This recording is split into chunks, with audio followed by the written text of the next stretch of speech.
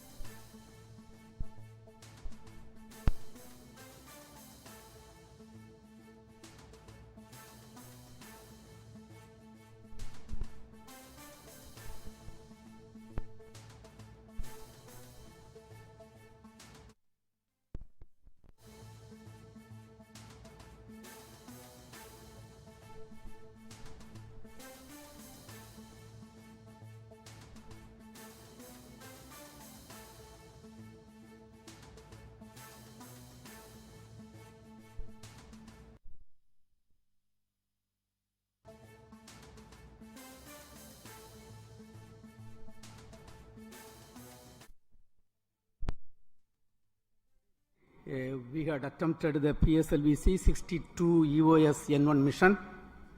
The PSLV vehicle is a 4-stage vehicle with 2 solid stages and 2 liquid stages. The performance of the vehicle up to the end of, close to the end of third stage was as expected.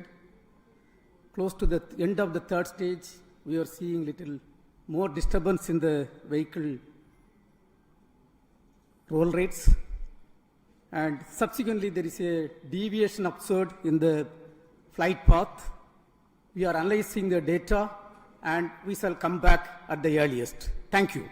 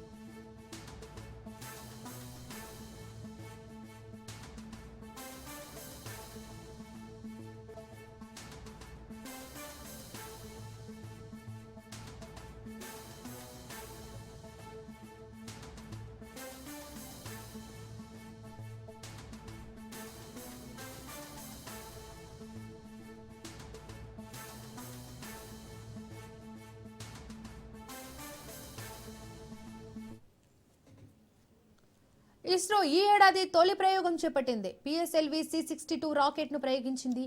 ఏపీలోని శ్రీహరికోటలోని Satish Dhawan space centre నుంచి ఈ rocket నిప్పులు చిమ్ముతూ నింగిలోకి దూసుకెళ్లింది. ఈ rocket ద్వారా 14 ఉపగ్రహాలను ఇస్రో నింగిలోకి పంపింది. ఈ ఉపగ్రహం బరువు 1485 కేజీలు. దీనికి అన్వేషణగా నామకరణం చేశారు.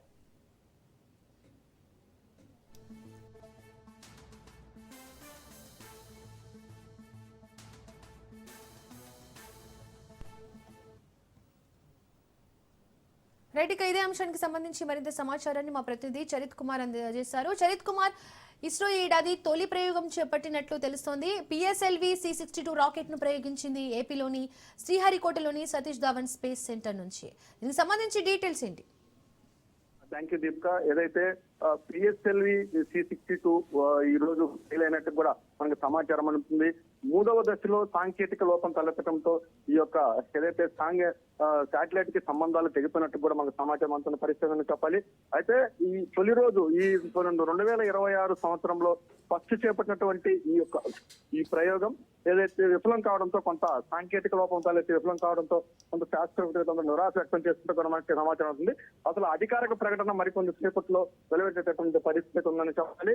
అయితే ఈ రోజు వాతావరణంలో ఉన్నటువంటి వాతావరణానికి సంబంధించినటువంటి అధ్యయనాన్ని అలాగే భూ వాతావరణంలో ఉన్నటువంటి పరిస్థితుల్ని అధ్యయనం చేసేందుకు ఇస్రో శాస్త్రవేత్తలు ఉపగ్రహాన్ని అయితే నింగిలోకి ప్రవేశపెట్టేందుకు ప్రయత్నం చేశారు. మొత్తం 15 ఉపగ్రహాలని నింగిలోకి ప్రవేశపెట్టేందుకు అయితే మాత్రం చేసినటువంటి ఈ ప్రయోగం విఫలమైందని చెప్పాలి. ఇందులో 8 విదేశీయ ఉపగ్రహాలు ఇందులో ఉన్నాయి.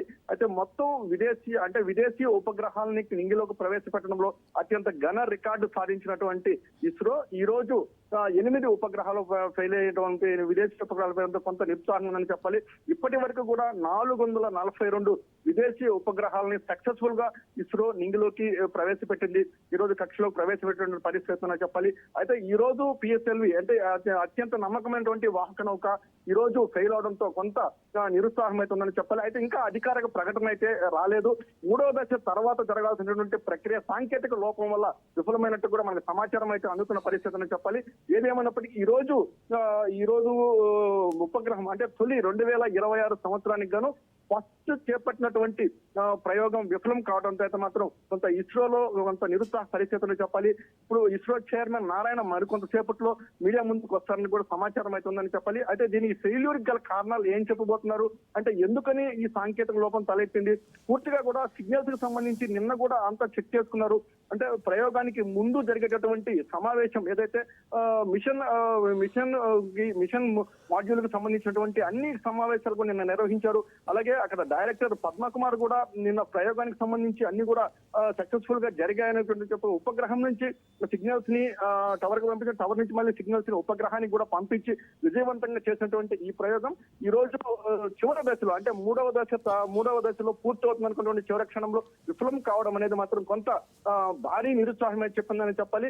అయితే భారతదేశానికి సంబంధించినటువంటి అత్యంత ప్రతిష్టాత్మకమైనటువంటి వాహక నౌకల్లో పిఎస్ఎల్వి నిలుస్తుంది. అట్లాంటి ఈ పిఎస్ఎల్వి ఈ రోజు విఫలం కావడం అయితే మాత్రం కొంత నిరుత్సాహపరుస్తుందని చెప్పాలి. అయితే దీన్ని నిరుత్సాహాన్ని మాత్రం ఎక్కడ శాస్త్రవేత్తలు తీసుకురావడం లేదు. ఖచ్చితంగా దీని యొక్క విఫలమైనటువంటి ప్రయత్నానికి దీని యొక్క లోటుపాట్లు తెలుసుకొని మళ్ళీ విజయవంతంగా సక్సెస్ఫుల్ గా ఈ ప్రయోగాన్ని చేపడతామంటూ కూడా శాస్త్రవేత్తలు అయితే మాత్రం మనోధైర్యాన్ని నింపాల్సినటువంటి పరిస్థితులను చెప్పాల్సిన పరిస్థితి ఖచ్చితంగా కూడా భారతీయులు సగర్వంగా చెప్పుకునే విధంగా సతీష్ ధావన్ స్పేస్ సెంటర్ నుంచి అనేక రకాల ఉపగ్రహాలను ఈ రోజు కక్షలోకి ప్రవేశపెట్టి వాణిజ్య పరంగా ఎన్నో విజయవంతమైనటువంటి ఉపగ్రహాలను నింగిలోకి ప్రవేశపెట్టి కక్షలో ప్రవేశపెట్టి విదేశీ అంతర్జాతీయ మార్కెట్ లో కూడా ఇస్రో ఈ రోజు శాస్త్రీయ పరంగా నమ్మకమైనటువంటి సంస్థగా కూడా నిలిచినటువంటి ఇస్రో ఈ రోజు 2026 తొలి ప్రయోగం అయితే విఫలం కావడం కొంత భారతీయులకు కొంత నిరాశ మిగిల్చినప్పటికీ ఖచ్చితంగా ఈ చేదు అనుభవాన్ని మళ్ళీ శాస్త్రవేత్తలు పునరావృతం చేసుకుంటారని జరిగినటువంటి లోపాలన్నింటినీ కూడా రికాప్ చేసుకుని ఖచ్చితంగా రాబోయే రోజుల్లో మంచి ఫలితాలను అయితే సాధిస్తారని మాత్రం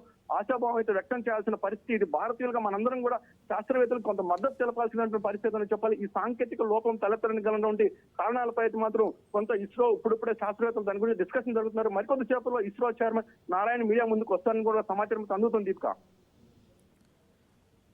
Charith,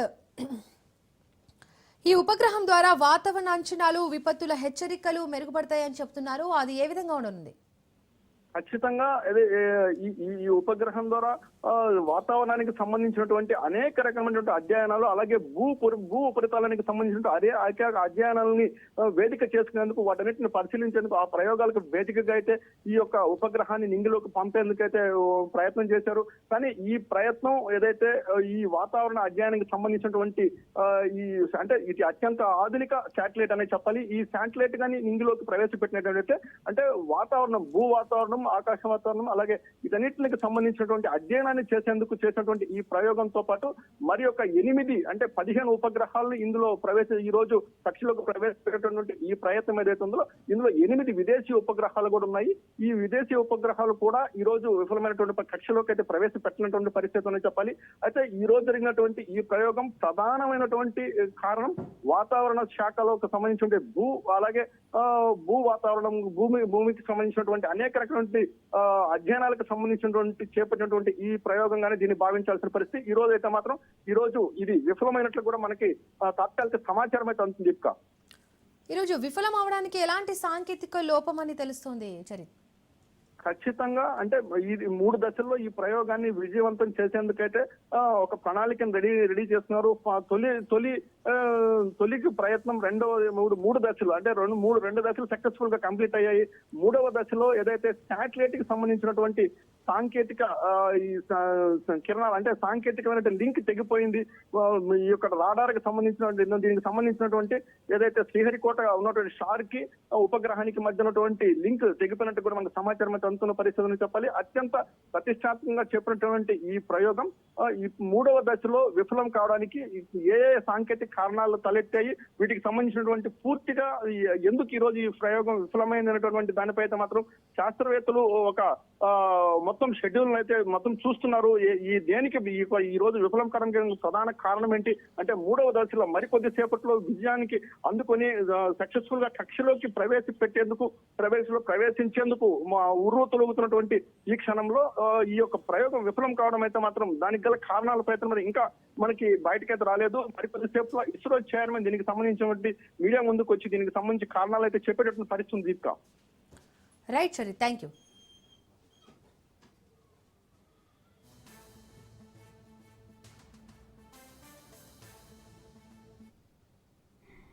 We had attempted the PSLV C62 EOS N1 mission. The PSLV vehicle is a 4-stage vehicle with 2 solid stages and 2 liquid stages. The performance of the vehicle close to the end of third stage was as expected. Close to the end of the third stage, we are seeing little more disturbance in the vehicle roll rates. And subsequently there is a deviation observed in the flight path. We are analyzing the data and we shall come back at the earliest. Thank you. Today we had attempted the PSLV C62 EOS N1 mission. The PSLV vehicle is a 4-stage vehicle with 2 solid stages and 2 liquid stages. The performance of the vehicle close to the end of third stage was as expected. Close to the end of the third stage, we are seeing little more disturbance in the vehicle roll rates. And subsequently there is a deviation observed in the flight path. We are analyzing the data and we shall come back at the earliest. Thank you.